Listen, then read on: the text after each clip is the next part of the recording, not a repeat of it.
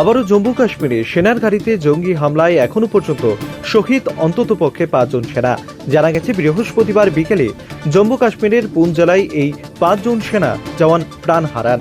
ঘটনার সময় তাদের গাড়ি লক্ষ্য করে অজ্ঞাত পরিচয়ে দুষ্কৃতিকারীরা গুলি চালায়। নর্দার্ন কমান্ডের সদর কার্যালয়ের তরফে জানানো হয়েছে, অতিরিক্ত বৃষ্টি পড়ছিল, দৃশ্যমানতা কম ছিল সেই সময়। সেই সুযোগ নিয়েছিল মূলত জঙ্গি গোষ্ঠীরা।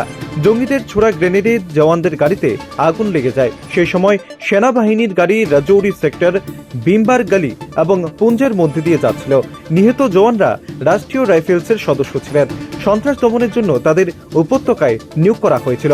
এই জঙ্গি হামলায় বেশ কয়েকজন সেনা আহত হয়েছেন। তাদের বর্তমানে রাজৌরির সেনা হাসপাতালে চিকিৎসার জন্য ভর্তি করা হয়েছে। হামলার পরেই গোটা এলাকায় ঘিরে ফিরে তল্লাশি শুরু করেছে সেনাবাহিনীর জওয়ানরা। নিহত জওয়ানরা হলেন হাবিলদার মনদীপ সিং, লেন্স নায়ক দেবাশিস বাসওয়াল, লেন্স নায়ক কুলবন্ত সিং, সিপাহী হরকৃষ্ণ সিং এবং সিপাহী শাবক সিং।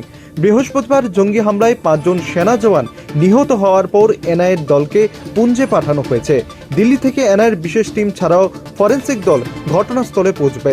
ইতিমধ্যে এই ঘটনায় শোক প্রকাশ করেছেন প্রধানমন্ত্রী, প্রতিরক্ষা মন্ত্রী থেকে শুরু করে অগণিত দেশবাসী।